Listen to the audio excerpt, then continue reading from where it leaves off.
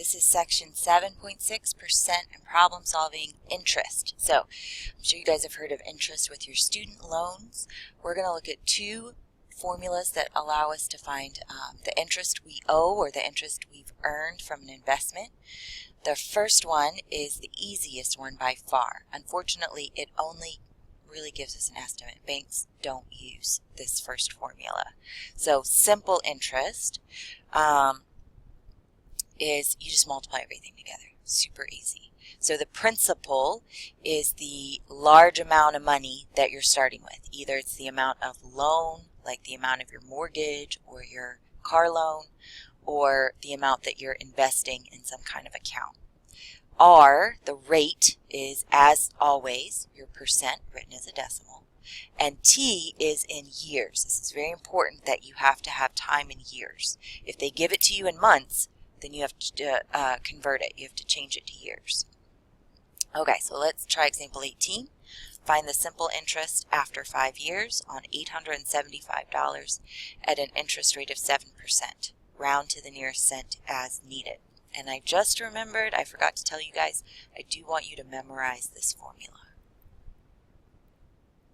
Okay, back to example 18. So, the reason we know that we need to use this formula is this key phrase, simple interest. Obviously that means simple interest formula. And that is I equals PRT. So our P is the $875. R is the 7%, but we're going to write that as 0.07. And T is 5 years. So we just multiply everything together. Nice and easy. 875 times 0.07 times 5.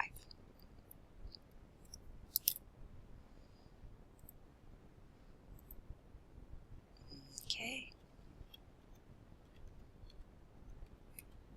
306.25. And so this is dollars, of course. $306.25. So this is, say this $875 was a loan. Maybe we bought some furniture at Wolf Furniture and the interest rate was 7% and we didn't make any payments for 5 years.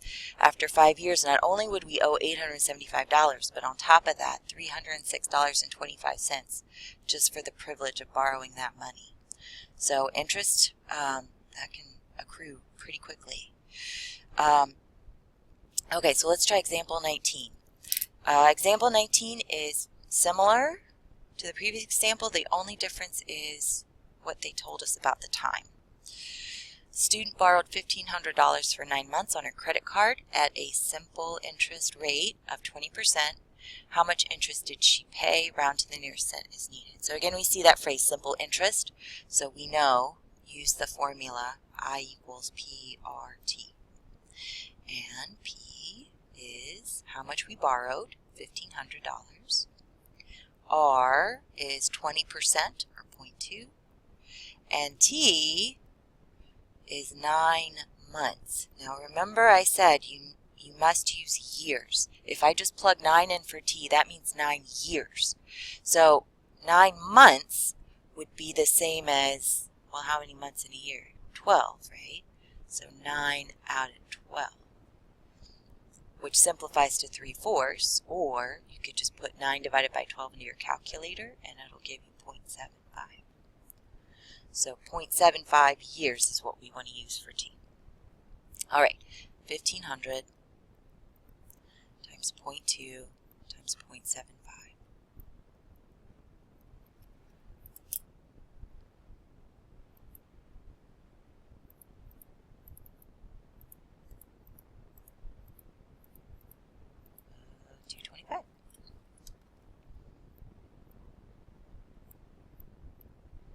That's a 5, by the way.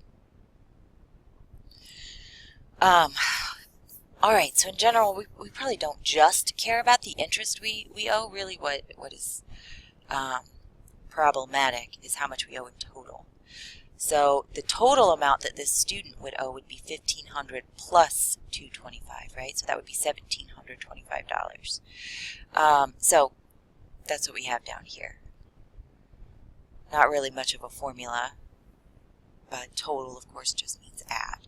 So in example 20, we're going to find our total amount. If $2,100 is borrowed at a simple interest rate of 13% for 6 months, find the total amount paid, round to the nearest cent as needed.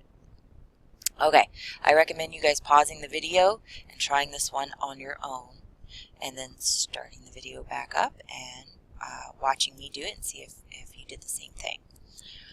Okay, $2,100 borrowed at simple interest. So yet again, I is PRT. P would be 2,100. R would be 0.13. T would be 6 months, but that's the same thing as 1/2, 0.5 years.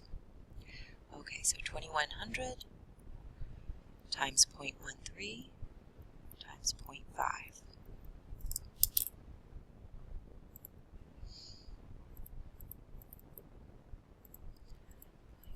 0.13 times 0.5, $136.50. It's not as much this time because it was only 6 months. So the shorter the amount of time, the less the interest. And of course, the less the interest rate, the less the interest. All right, that's not the answer, right? We're supposed to find the total amount that we have to pay. So we need to add 2,100 plus the 136.50. So that'll be 2236.50. I should put my little dollar sign. Normally we use A for amount, for that total amount, but it doesn't matter. You don't have to use that as long as you tell me. $2,236.50. Okay, so the next page is not going to be overly, it's not going to be your favorite. So looking at this formula here, this looks a little awful. This is called the compound interest formula. And I'm going to explain to you what compounding is. So banks don't actually let you wait and, when you say, okay, I'm ready to pay back my loan, they say, okay, well, let me go figure out the interest. It doesn't work that way, right? What they do is they figure it out every single day and add it into your principal. This is called compounding, and it's compounding daily. So you don't have to compound daily, but that's what most banks seem to do in my experience. So you take out your loan, and the next day the bank works out how much interest you've accrued just in one day. So one day would be 1 over 365 years, right? And so they add that little bit of interest back to your principal. So then on the second day, when they figure out the interest again, it's on a slightly larger principal. So your interest compounds as they are calculating it over and over and over. You would think this would make a huge difference, but if you're not Warren Buffett or some super rich person, then it doesn't make as much of a difference as you would expect. But it does make your interest grow a little bit quicker. Okay, so in this formula, you might notice there's no I. Instead, we have the A, and A is total amount. So this formula is going to spit out the total amount that we owe.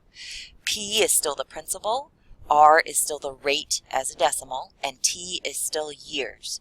And we have this new N. N is the number of times compounded per year, number of times the interest is compounded per year, and the problem should always tell you that.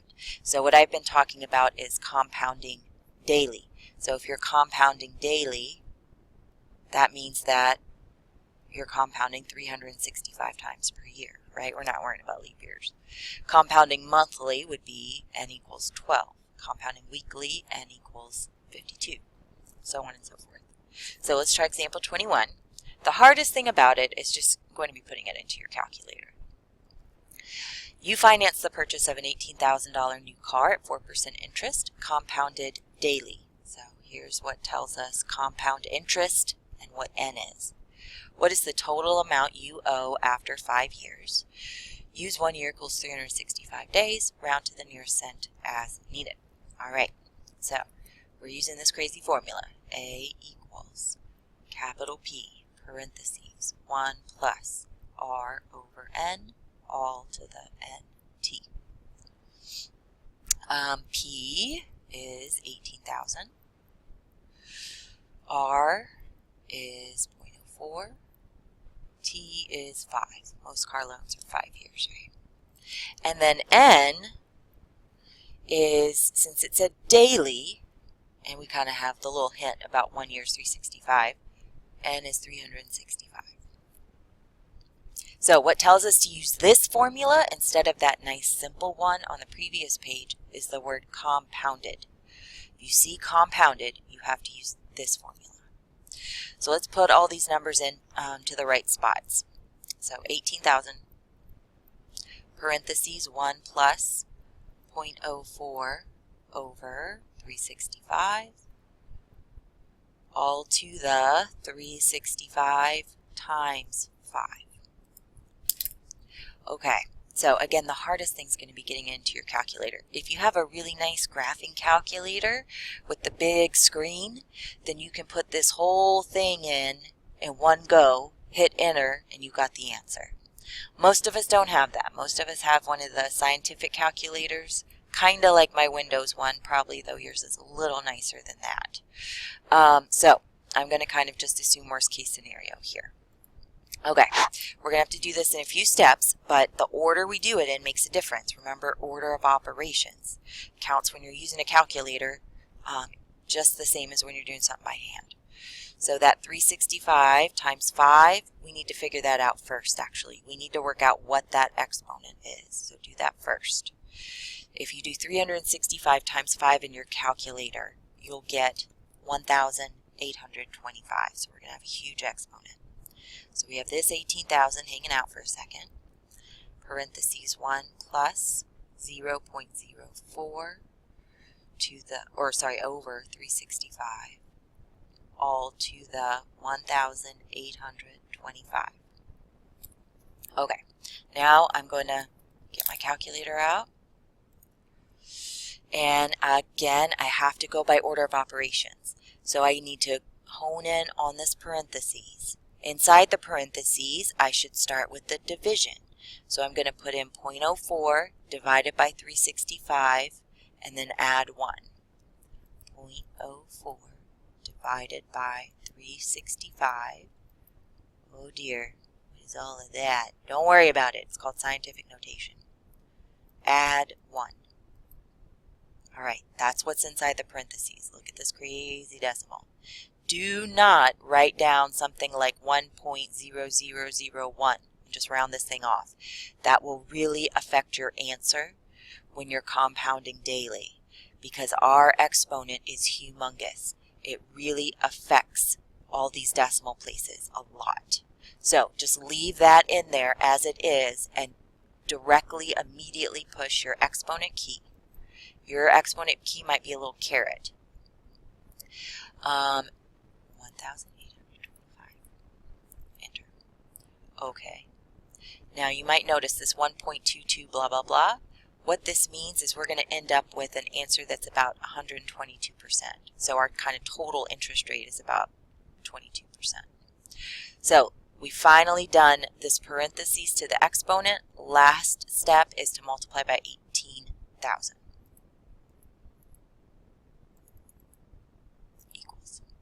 And notice I get something a little more than 18,000. You always should because you've got the interest added in there. So this is $21,985 and I guess 1 cent if we round. 21,000. Oh dear, what was it? 985.